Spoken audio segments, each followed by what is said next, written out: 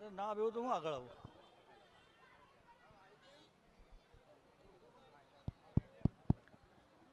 બોલો સદગુરુ જય. પરમ પૂજ્ય વિજય બાપુ, મંચ ઉપરના સૌ સાધુ મહંતો, સામે બેઠેલા સૌ સંતગણ,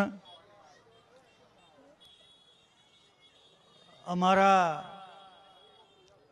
ભારતીય જનતા પાર્ટીના સિનિયર આગેવાન ગૌતમભાઈ ગેડિયા, મારા ખૂબ જૂના જૂનાગઢના મિત્ર ભાઈ દીપેન્દ્રભાઈ યાદવ, આપ સૌ ભાઈઓ બહેનો, આટલા વર્ષોથી અમદાવાદમાં જાહેર જીવનમાં છું, પણ આવી પવિત્ર ચમત્કારિક જગ્યાએ પહેલી વાર આવવાનું થયું. એમાં અમારો નિલેશ, અમારા ઘરનો છોકરો, એનું આમંત્રણ અને આગ્રહ, હવે એનું આમંત્રણ અને આગ્રહ હું ભૂલી ગયો હતો, પણ અમારા દીપેન્દ્રભાઈનો સવારે ફોન આવ્યો કે હાજે આવવાના છો. મેં કીધું ના, હું તો ભૂલી ગયો હતો. પછી ડાયરી જોઈ અને પછી સોરી, હું આવવાનો છું. અંદર ગુરુ ભગવાનના દર્શન કર્યા, બધી સમાધિના દર્શન કર્યા અને ભૈરવનાથ દાદાના દર્શન કર્યા. મને નિલેશ અને દીપેન્દ્રભાઈએ એવું કહ્યું કે આ ધૂણો છે ને એ ચમત્કારિક ધૂણો છે, તમે જે માગો એ આપે છે. મેં માગ્યું મારો સનાતન ધર્મ એક થાય, એમાં કોઈ નાનું નથી, કોઈ મોટું નથી, બધા આવી જ રીતે સાથે મળીને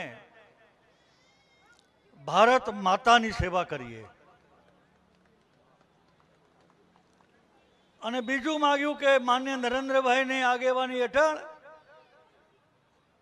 મારો ભારત દેશ એ પહેલા નંબરનું અર્થતંત્ર બને અને વિશ્વગુરુ બને.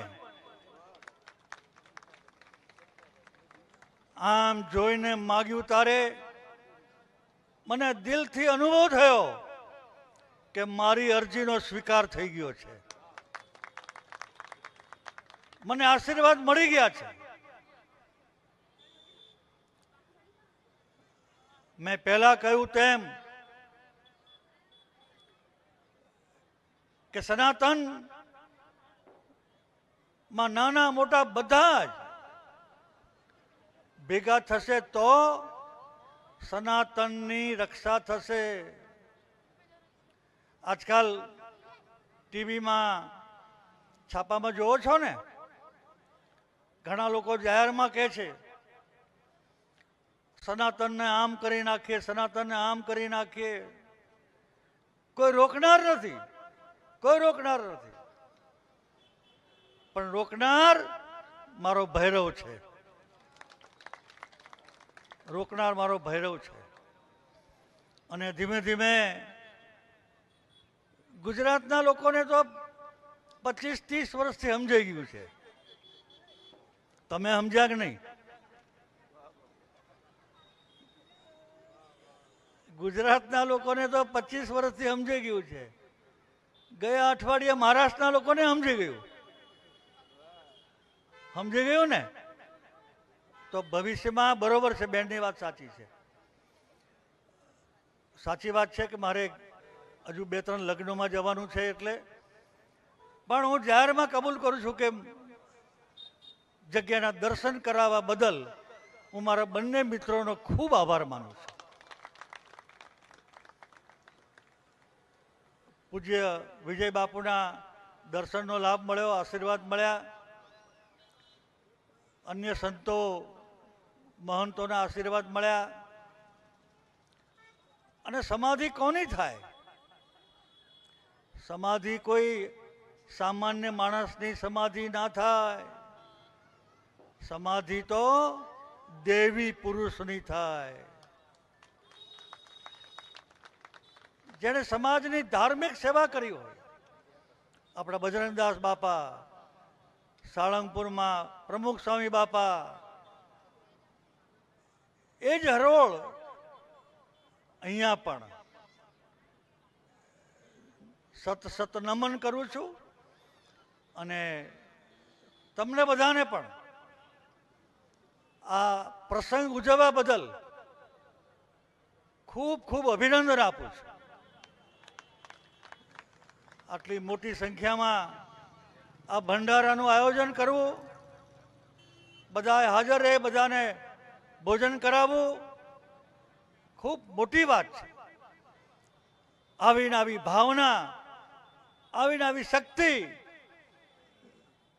ગુરુ ભગવાન આપણને આપે, એવી ચરણોમાં પ્રાર્થના કરીને સૌનો આભાર માનું છું. જય સદગુરુદેવ.